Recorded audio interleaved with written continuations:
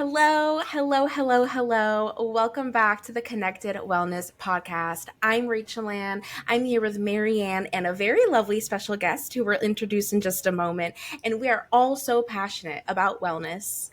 Here in this podcast, we look at the ways that our physical, emotional, and spiritual health is all connected and how we can take better care of our whole selves holistically so we can live our best lives. We're really excited that you're here with us on the journey. Welcome to episode 37 of the podcast. Yes! Yay! Oh, we made it! We're happy today to have Sandra with us. Let me introduce Yes. Sandra before we get started here. I found Sandra on Instagram. So we talk so much about the negatives of social media, but you have before you hear one of the positives. I never would have met Sandra, never would have found her and brought her on to be a guest if it wasn't for Instagram. So I'm really happy that I found you. So yay for Instagram wins, right? Yeah. So let me tell you, Sandra Tedros-Skirgis is a passionate Orthodox Christian, dedicated wife, and loving mother of 3 children. She lives in Toronto, Canada, where she has built a fulfilling career as a healthcare professional, fitness expert, and public corporate wellness speaker. She's also the author of this amazing book called Embracing Abundance. We can definitely link it, right, Rachel, in the show notes. Yeah. So welcome, Sandra. We're so happy that you're joining us. Yes. Thank you so much. I'm really excited to be here. So let me just tell you why Sandra is here for this episode, and then we'll get started with our wellness wins. So, this podcast, like we just said, is about the way that our physical, emotional, spiritual health is all connected. And I read this book after finding Sandra's Instagram page, and it was exactly how our spiritual, emotional, and physical health can help us get through difficult times, right? Paying attention to all of the facets of our wellness. And I was like, this is our podcast in a book. We must have Sandra, on the show. So yeah, that's what we're going to talk about today, kind of how to deal with difficult times and how kind of embracing these different aspects of our health and leaning on our faith, but also focusing on the other types of wellness can be really supportive during difficult times. So let's start with wins, though, right? We always start off on a high note, So who wants to start with their wellness win? Sandra, you feeling up to it? Yeah, Sure. Do it, girl. Sure. So my wellness win this week is I said no. And you might think, well, why is that a big deal, right? And I feel like we're in such a culture of, you guys know, do more, be more, push more, right? And, there's this almost pressure. And if we're not careful, I think our identity can really get tied up in what I've accomplished in the day. So to come across something, I've learned, a friend of mine recently said, doing all we can and serving and giving, of course, is a blessing, right? But every time you say yes to something, you're saying no to something else. And I was thinking that week how I didn't get to spend a lot of time with my kids. They're growing fast and it's getting better. And, a project that I would have loved came my way. And I very lovingly and very gently, said, I just can't take this on right now. And it was hard. It was not going against my own natural inclination, but I was really glad I did. I felt like I was starting to burn out, and it's just part of that wellness, right? Setting those boundaries and saying no, even when you don't necessarily want to. Yeah. Oh my gosh, good for you. You go, that's girl. huge. Yes. Actually, we love that. I want to say that was maybe my first wellness win, episode 1 was saying no. And that was huge for me. So I totally feel that. The first time I remember saying no, and I've been trying to do it a lot more often. Yes. In a good way. You know what I mean? Yeah. Yeah. How about you, Rachel? So my wellness win is about my fashion. So I forgot what episode this was, but a few episodes ago, I was like, y'all, I'm gonna revamp my fashion. We are, a ripe 33. Who are we? Let that be expressed. Let the internal be expressed externally, right? I was on this whole thing. hired a consultant, everything, which I highly recommend. She's amazing. And there's so much in the world of fashion that I just like didn't ever think about. I was like, wow, no wonder why there's a whole separate like degree for this. So worked with her. That's been really great. And so for where I live, I'm in New York City. It's starting to get warmer. And I was like, okay, Rachel, we are going to bring out the colors. We're going to be bright because that's what you want to explore. And so the other day I wore this like bright Kelly green tank top. And I was like super nervous because I was like, yo, this is like really out there. Like this is green, like green. Like we're here. But I was like, I really liked it. I liked the way my body felt in it. And it like made me smile more. And I was just like, wow, like this is kind of like giving me some life. And I got a couple compliments on it too. So I was like, okay, I feel really good in it. And people are noticing something different about me. And they're like just liking it. So I was like, good job, Rachel. You can wear colors. The New Yorker in me loves to wear all black all the time. That's just what we do. It's who we are. But I was like, let's break through and wear some colors. And it was terrifying, but it was really good. So that's my wellness win, where I wore something bright. I love it. And that Kelly green is like my favorite color. That's definitely what I wore yesterday for Easter, was a Love it. bright green dress. Love it. Yeah. So good for you. I think I saw you did a story maybe in that tank. Yes, Yeah, yes. love it. Yes. Yeah. Yes. Beautiful color. Thank you.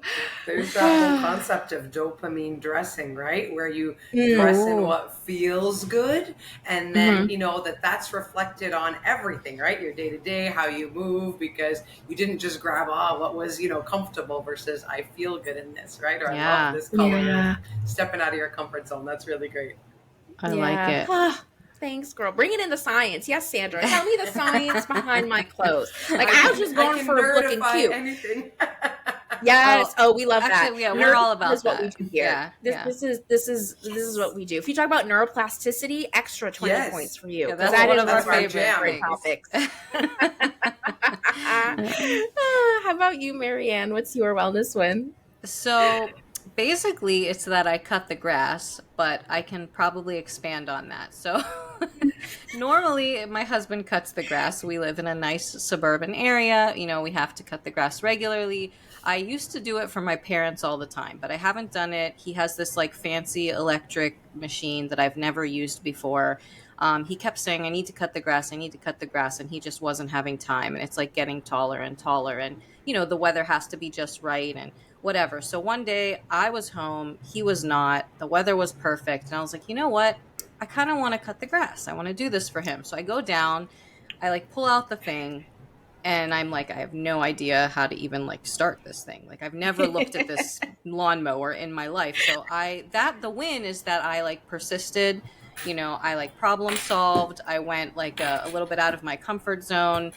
There's like a hill in the backyard. It's a little bit scary, but I was like, I can do this. So like the fact that I found the battery, put it in, started the machine and cut the whole thing. And Chris was so surprised and so appreciative. He like for days was like, I cannot believe that you just cut the grass. Like you. So it was really cute, but I was like, you know what? It felt empowering, like to do something that I didn't know I knew how to do, as simple as it is really. But I'm going to call that my win. I cut the grass. Oh, I love that. Yes, Thank Marianne. You. That is really empowering. Yeah. Because you were like, I literally have no idea what I'm doing. Mm-hmm. There could be very real consequences to this if this goes wrong. But I trust that I'm going to figure it out. So you go, girl. Yeah. And I'm sure that's a little bit of physical exercise. Oh, totally. And the weather was beautiful. So like I wanted to be outside. I wanted to help him. So it just like was a good thing. It just worked out. Yeah. Everybody wins. Yeah. Good job, team. Thank wellness you. Wins. Yay. Okay. I don't know. I kind of have a sneaky feeling wellness wins maybe like something that we can continue talking about throughout this topic, like holding on to the positives and the good stuffs. And so it's kind of a heavy topic, but difficult times, right? We will all experience them, unfortunately, sometimes worse than others, but how do we lean on our faith, right? We want to talk about that as Christians, all of us. And as much as we know to lean on our faith, I think it's very difficult when something really tragic happens, because we believe God is all powerful, right? And so we Mm-hmm. kind of get often angry at God, and bitter, like, why did you let this horrible thing happen, when really He's the one that we need to turn to. So, I wanted to talk about that, and then definitely get into the how do we pull in the other areas of wellness to support us during difficult times. So, Sandra, just start us Mm. off wherever you want here on this topic. Yeah. Sure. So, one of the topics that I speak about often is grief. And so, for me, it was grief in the death of my late husband, as I, mentioned in the book, was my kind of rock bottom. God, how could you? And what's been really touching is that you realize that grief isn't just about bereavement and death. So people have spoken Mm. to me from all over and said, I heard your story and I could relate. But for me, it was loss of a relationship, or it was a loss of my health. It was a loss Mm. of my career. It was loss of a dream. It was loss of safety. And at the end of the day, loss is loss. And the grief experience really is universal. We all Mm. feel that same, loss, where that crushing pain of this wasn't supposed to happen, or it's Mm, not fair, or how come. And I know that I, for one, definitely felt betrayed by God, right? I was, Mm. saying, you know, we are best friends. I walked with you every day of my life. I serve you faithfully, and so did my late husband. And you're everything. You are God. Mm. Mm. You could have just thought it or snapped your fingers or whatever it was, and he could have been healed. We know all the miracles from the Bible and from everywhere, and modern day miracles, right? How could this happen? You've let me Yeah. down. You left me. You didn't hear my cries. mhm, And now Wow. my 2-year-old sobbing, my 4-year-old sobbing. This wasn't supposed to happen, God, right? Yeah. And so I really can relate to that feeling of God left me. And mhm, it's Mm. a hard hurt, right? And a lot of, grieving is healthy. So all of those steps of the Kubler-Ross grief cycle of, anger and bargaining and denial. And, we do process them till we get to acceptance. So I think it's normal to feel these things.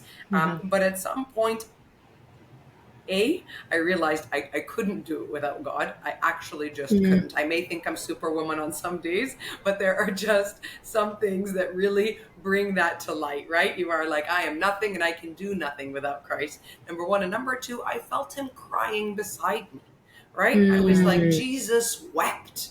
He came, his humanity, he wept. It tells us in the Bible, Lazarus died, he wept, over his friends. So I started to realize that, he sad for me. Jesus is crying with me and will carry me, but he sees what I don't see. There's a bigger thing than what I can see in how everything interlaces, when he needs to call people home, how what happens today will impact, the journey in 30 years, right? For maybe my children or whatever it was. So for whatever reason, I may never understand on this side of heaven mhm, why this happened, but I do know that God loves me, wants me to live abundantly, is crying beside me, and is just patiently waiting at the door of my heart for me to just turn and say, okay, help me. I can't. And mhm, and I ugly cried, my Mhm. friends. Like, it wasn't like, Lord.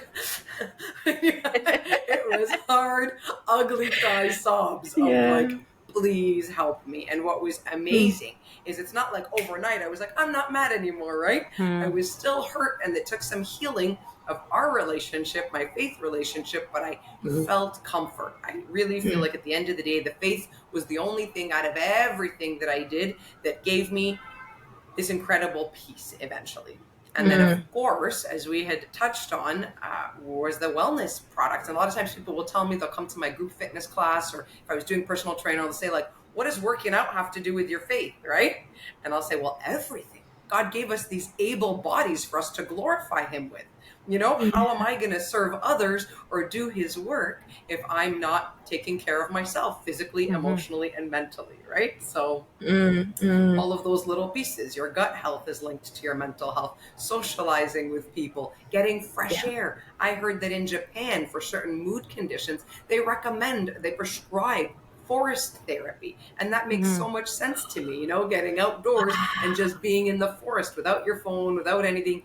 with that fresh oxygen, right? With your Yeah. endorphins released after 10 minutes of, a brisk walk. So it really does all tie in together. But I felt for me, the most crucial part was that faith, because once I believed that I was here for a purpose and that God would carry me, I was able to reconnect and choose to live abundantly and to start taking those baby wellness steps, baby wellness wins. Yeah. Yeah. Wow. That's so Wow. beautiful. Yeah. It makes me think about there. It sounds like there was like a turning point of like, God, why did you allow this to happen? To God, please be with me in this. And I think it's very fair to be mad at God. It makes sense. Mm-hmm. And God can handle our anger. He's like, yes, logically, you would be angry about this. Um, and I think it shows a lot of faith that you have to invite God into your grieving journey. It's like, I'm angry at you, and also I need you to grieve with me. This is the only way I'm going to be able to get through this time. And I think it's hard for us as Christians to really wrestle with a very real reality that God is going to do things that we just do not like and we do not understand. We can hypothesize, we can try to find all the Bible verses in the world to explain why he decides XYZ is going to happen. And we can pray, we can fast, we can petition, we can do all the things. And at the end of the day, God is going to do what God is going to do. And it's hard to accept that very real reality. But by accepting him into that and being honest with him and like, God, why did you allow this to happen? And then accepting that this is happening and saying, well, God, walk me through this. There's a special type of depth in your faith that I'm hearing from you that I resonate with. Yeah. Or it could have just been broken right down, Sometimes when you're really at rock bottom, you're like, Yeah. you're humbled by how much you really do need, right? Yeah. Yeah. And Yeah. it sounds like surrender, like Totally. because that's what we need, and we talk about daily in our journey with Christ. We need to surrender our will to his, and just surrender to his wisdom. But in this case, it's like a battle surrender, right? Like, I just can't. I'm completely beaten down, like you said. Like, I'm on the floor. I'm gone. So all you can do is wave the white flag because you have nothing left. So it's interesting because we willingly surrender, but it sounds like sometimes we have no choice but to surrender, and that's a good thing, of course, because that's Yeah. exactly what we need. um, Rachel, when you were speaking, verses that came to my mind, which sometimes do comfort me as much as we're like, why, and I can't understand. It's probably Isaiah, but I could be wrong. But as far as the heaven is from the earth, are my ways from your ways, right, says God, Mm, or my thoughts from your thoughts.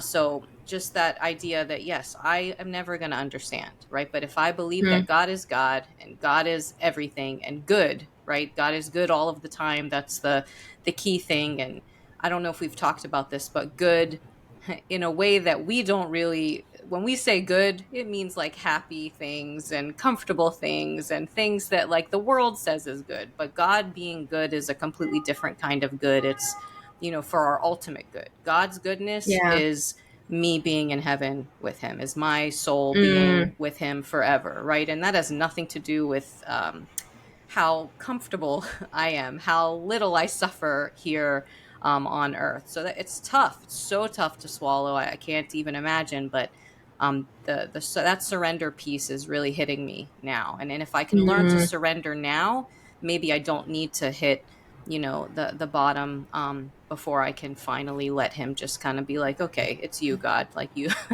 just handle it because I know you can do it and I can't. mm, mm. Wow.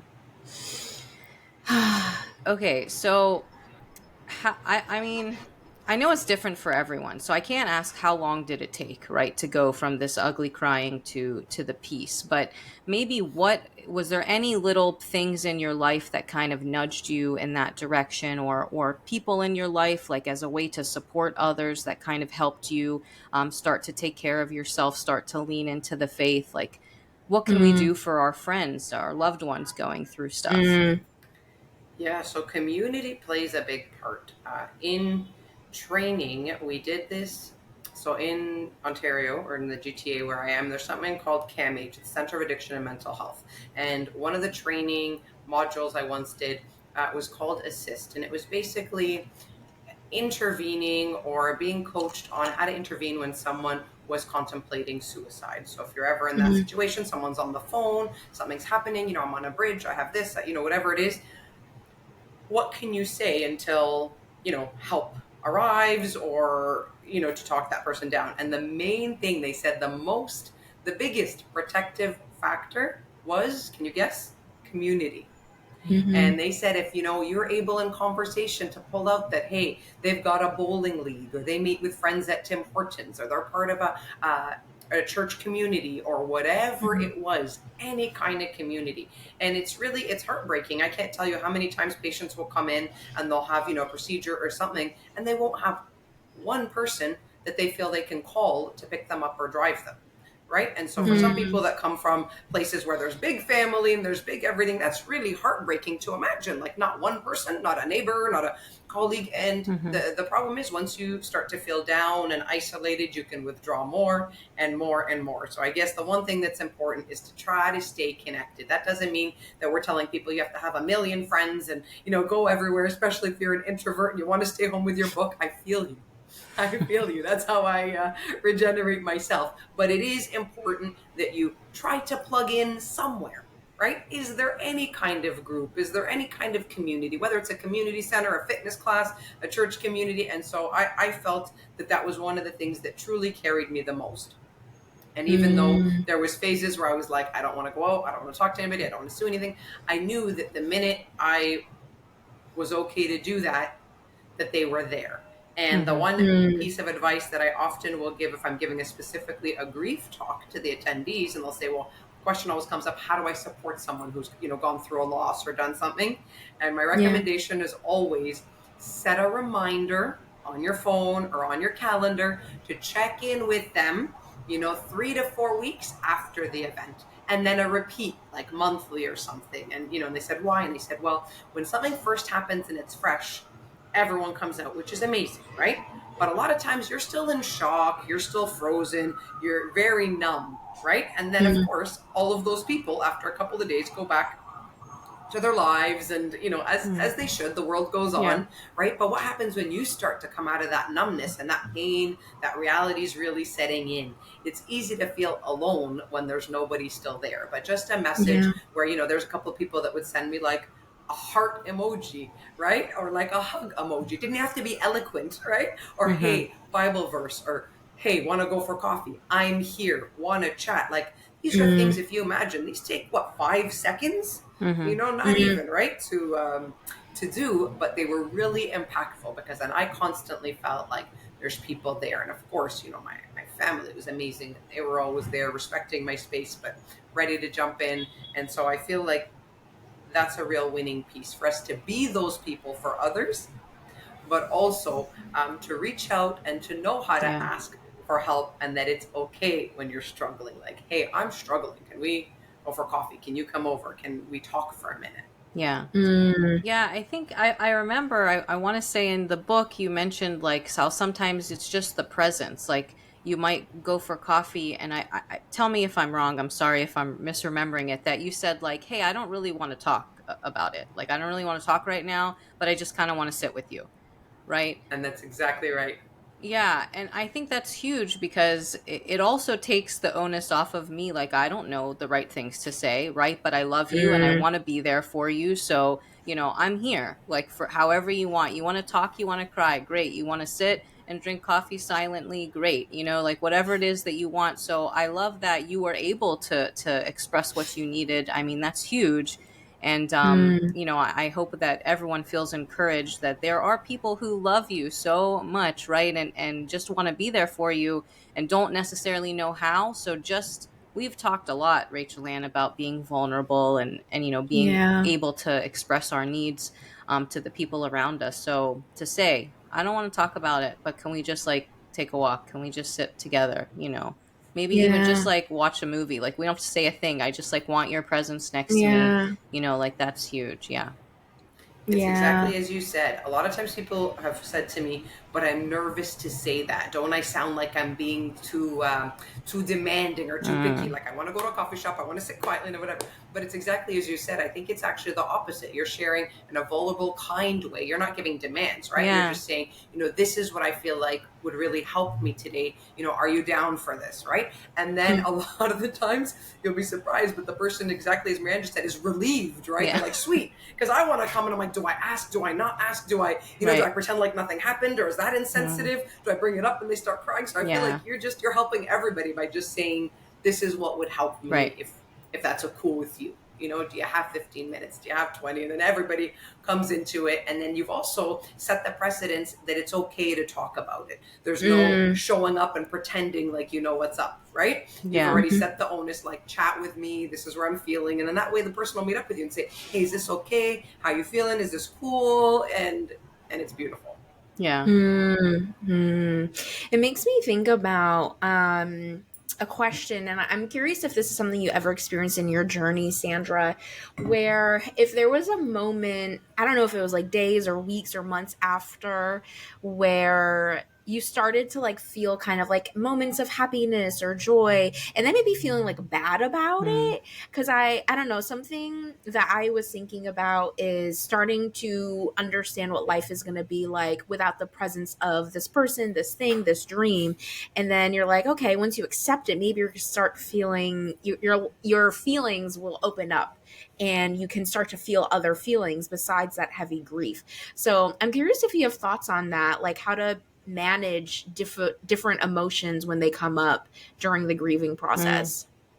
Great question. So this is actually a 2-layered question, I think, because there's another element that not a lot of people realize, but there's a cultural pressure as well for some people. So for example, Middle Eastern, Mediterraneans, there's this expectation that you are going to wear all black. You are going to walk around with a somber face, and that's just what's expected of you, right? And so, and that's what happened in the old generations, right? It would have been considered very inappropriate, right? If you were out wearing bright colors and having a moment of joy, even though you were deeply, deeply at home crying all day, and you know what I mean? Had this moment. So I think part of it is recognizing that barrier and not owning it. And something that I just reminded myself was, those who mind don't matter, and those who matter don't mind, right? And, there's always going to be maybe that distant person that's going to judge everything you're going to do and say, and that's okay. But the people who are closest to you know you and love you, and they want you to see joy. They know that you're hurting. You don't have to walk around, being doom and gloom because you're if you want to be great, that's how you're feeling. But I guess what I want to debunk is this, that you have to continue to display this, right? It's not necessarily honoring or not honoring what happened. Your heart, right? And you can still honor the memory of whatever dream or person or whichever has been lost, but you can still choose to live. God has given you a life to be here. That doesn't mean it's not always going to hurt. I'm here many, many years later, and there are certain things, certain songs, I will still bawl like a baby, right? But that also means that if there is joy, I will grab it with both hands, because life is fleeting. It's ups and downs, it's troughs and joy, and and you can choose to do that. So I agree that it can be challenging and it can feel awkward, but remember, having joy doesn't mean that you've forgotten, or it doesn't take away from the love that you had. It just means that you're trying to figure out living and moving forward and living an abundant life, ultimately for your faith, right? For Christ. Yeah. Wow, that's really, really helpful. I appreciate you bringing in the cultural piece, because I think something we talk about a lot in the podcast is there's a lot of things that we have to unlearn, like especially as we're getting older and starting to have our own relationships with God and our own relationships with people around us. We start to realize that what has been working for other people around us doesn't actually work for us. The things that we learned when we were younger doesn't really work for us anymore. And so I think that could be something to add to the list. And I love that saying. I don't know if I've heard it before, but those who matter don't mind, and those who mind don't matter, right? Yeah. So I think that's a good one for me to keep in the back of my mind. Yeah.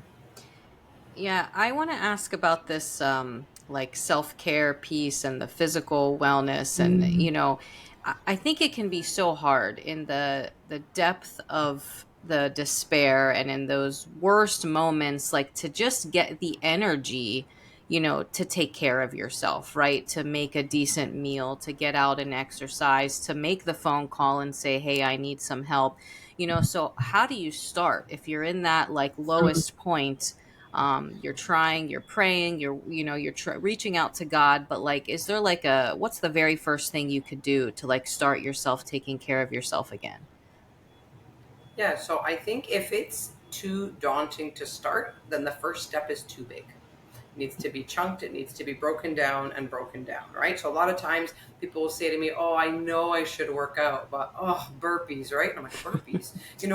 Let's practice like, little at-home stretches. I'll send you a Sure, 5-minute yeah. video, right? Yeah. So I think we jump to let's go, right? Or I'll say, healthy eating, and people are like, oh, but I hate broccoli. And I'm like, okay. I don't love broccoli either, but how can we break this down? Could you maybe drink a little bit more water in the day? What about 2 more cups of water? Is there a vegetable you like? Is there, that kind of thing, right? Are there probiotic foods that you can eat and so forth? So I think that the first, like, SMART goals, right? Where it's specific, measurable, attainable, realistic in time. So set yourself like a very baby goal. And so again, someone in the depth of despair, doesn't want to, can't fathom really doing a lot because of the low energy. Say, what's one thing? So in healthcare and in fitness, I often speak about sleep. And people sometimes think like, what's the big deal about sleep? But it ties into your sugar cravings the next day, your immune function. It is linked to so many things. And again, so good sleep hygiene is something as simple as setting a fixed wake up time 7 days a week, or putting the electronics away an hour before bed so your natural melatonin can secrete and you can wind down. And then the next question, of course, is what am I going to do for an hour, right? If I'm not watching my phone or my tablet or my TV or my iPad. And that's a great time for just low-key self-care, wind down time to lower the cortisol, that stress hormone, the amygdala's firing in your brain, danger, because you've just suffered some pain. So whether it's listening to like a calming playlist, maybe it's just having a warm shower, doing some gentle stretching, reading, adult coloring book. There's a million things, right, that we can do to kind of, so we know that the day you have is started by the night that you had, right? So getting that 1 hour of no electronics and wind down helps you often get deeper sleep, helps with the next day. Then you're a little bit more energized, maybe for that walk that you wanted to take, or maybe that's that bag of salad that you wanted to use, or the peppers that you chopped, or whatever it is, right? So I think sleep's always a nice place to start. But of course, wherever is the low-hanging fruit for people, right? So when I couldn't pray, for example, but I really wanted to check into my faith, I didn't actually have the words. As someone who's always been chatty, it was really alarming that I couldn't find the words to pray, right? And I remember my cousin sent me a CD. I know, old, right? I even used cassettes, so I know I've just dated myself, but this was a CD. Me too. And it had a bunch of worship songs.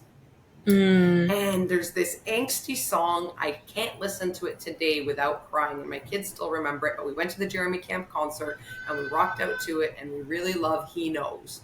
And there's this part of the song where he goes, and he's supposed to say, anytime that you feel forsaken, right? Like, so you imagine it's really delivered powerfully. Anytime that you feel alone, he's near to the brokenhearted. Every tear he knows.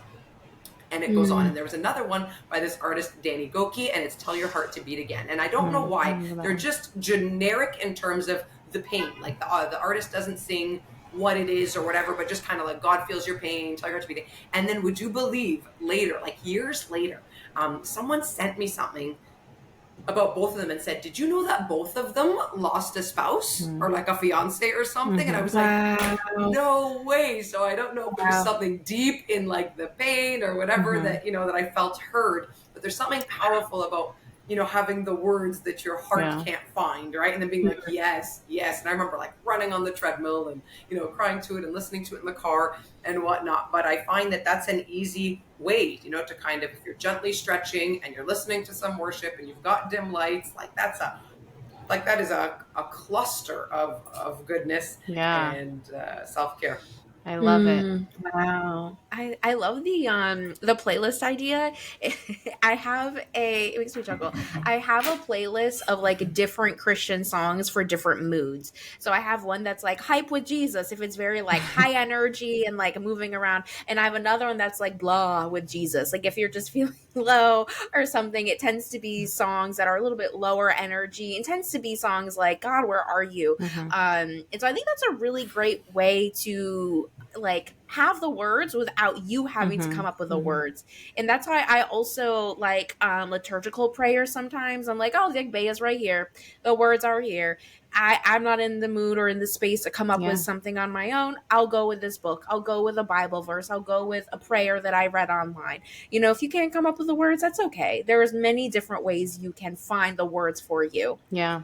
Totally. I like your idea of the moods because I have like a 9 or 11 hour playlist on Spotify of all my worship, but it's like up and down, right? So I'll be like, and then I'll be like, so I like the idea of splitting it. And I thought of something when you were talking about finding the words too. The Bible app, there's plans. I forgot to mention there's plans about healing, grief, anxiety, and you can invite a friend to read it with you, which keeps you accountable, which I actually did, and that was really helpful. And I would, again, there's like long ones. I liked, my sweet spot was like 5 or 7 days, and just like send someone, look at a little text that says, Sandra wants to read struggling through grief or anxiety or faith over fear or something with you, and then you read the little daily passage, and at the end there's a little section that says talk it over, so you can like freeform type like, hey, this part was really good, or what do you think this means? Yeah. That's great.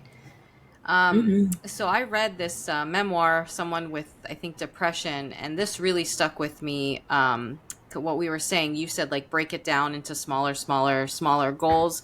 So, she'd be like crying on the bathroom floor and not able to do anything. And finally it was because, of course, the idea when you're in that mindset of doing anything is so exhausting, like we said.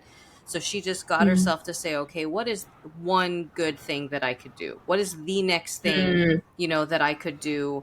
And I use this when I'm just feeling overwhelmed, when there's too much like to grasp and I'm feeling overwhelmed. Okay, what is one good thing? So for her, it might be just get off the floor and get in the shower, right? Or, get up and wash your face, like whatever it is that you can do. And then it almost starts like a positive spiral, kind of like you said, if you sleep well, right, you'll be more likely to eat better. You'll have some energy to maybe do some exercise. So it's this like positive spiral. So just break it down. What is one thing that will help me in this moment, right? Is it reaching a friend? 100%. Is it listening to a worship song? Is it eating a salad? Like, what is it? Just one little thing that I can do, and it makes it a little bit more manageable. Absolutely. That's why they say making your bed first thing in the morning, right, is one of those things that mentally you feel like you've already accomplished something, you organized, you have less mental clutter, and you're more likely to leave in a bit of a better mindset. I like that. Yeah. Wow. I still need to learn how to make like the sharp corners, right? With the sheets, the sharp corners. Oh, I didn't know make your bed like perfectly was the requirement. No, it's not. It's not. That's just me trying to next level it. Yeah. I think it's like any kind of, Yeah, for me, as long as like the cover is like straight and not in a crumpled ball, I feel already, I'm like, woohoo, like so we're good. doing it,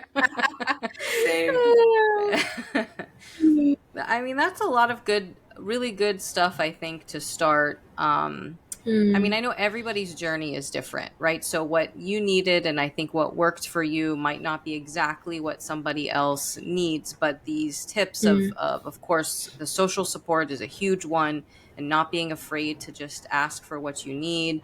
And I love the idea that we can be angry with God and not turn our back on him, right? That we can be angry, but still include him in. I mean, there's multiple Bible stories of people like arguing with God, reasoning with God, and that's okay. You can do that. That's part of a relationship. He wants a relationship with us, and that's part of it. So that no matter how you feel towards him, still talk to him, right? Still reach out to him, and he will continue to work for your healing, I think. So there's so many things that no matter what we're going through, we can, I think, utilize and really benefit from. So yeah.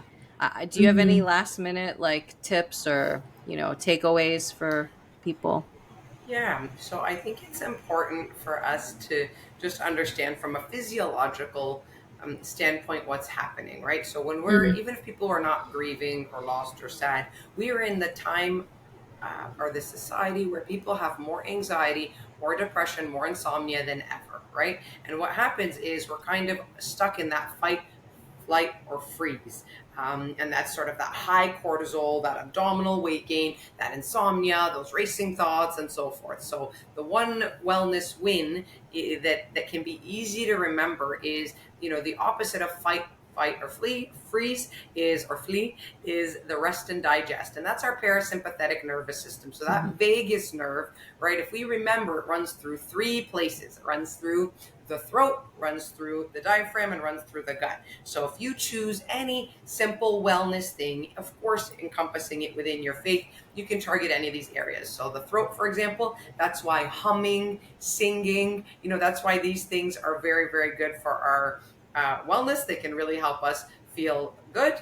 And gratitude. So if there's anything that helps you feel grateful, that has been shown in research everywhere through neuroplasticity, the buzzword, right? To really help how things are going. Then it goes to the diaphragm, so that expanded breath, so that deep Right. breathing, diaphragmatic breathing can be helpful. And then gut, so your gut health, eating prebiotic and probiotic foods. Next time you go to the grocery store, maybe you like apples or asparagus, maybe you like garlic, sauerkraut, kimchi, kefir, miso, whatever it is. But these are just some easy ways you can try to calm down that fight or flight Mm-hmm. response.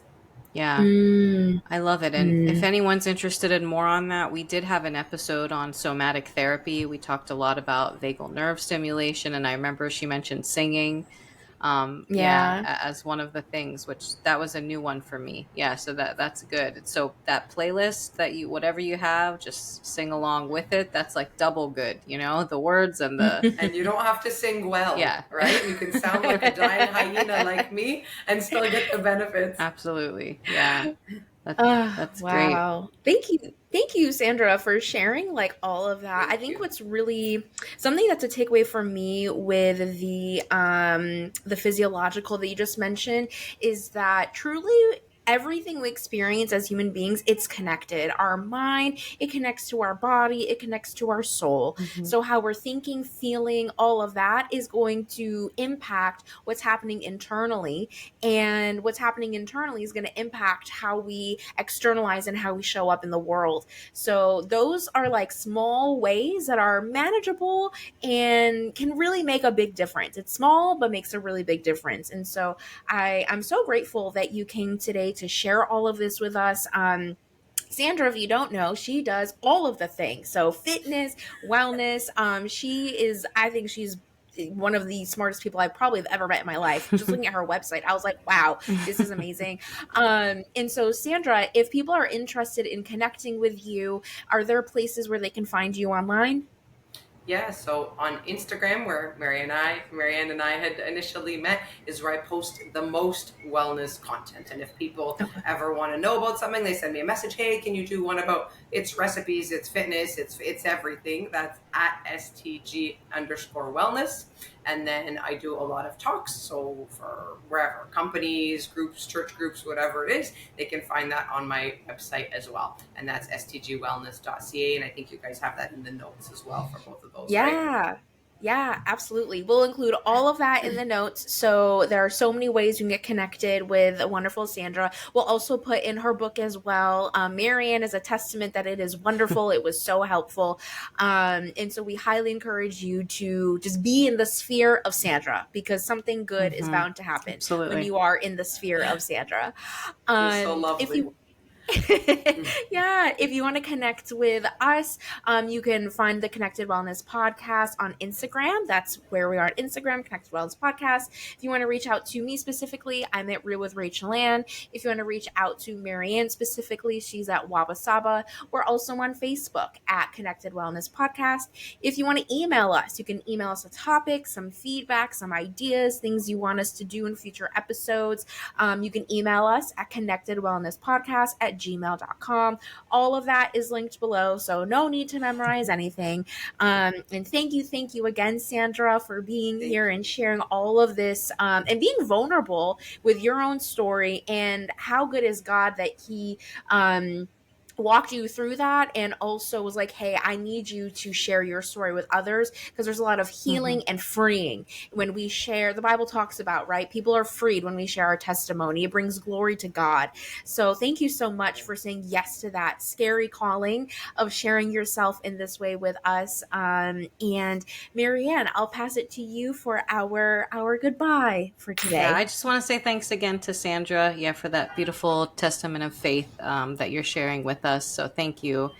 Otherwise, thanks everyone for tuning in. Until next time, be well. Yes, be Bye well, bye. everybody. Bye.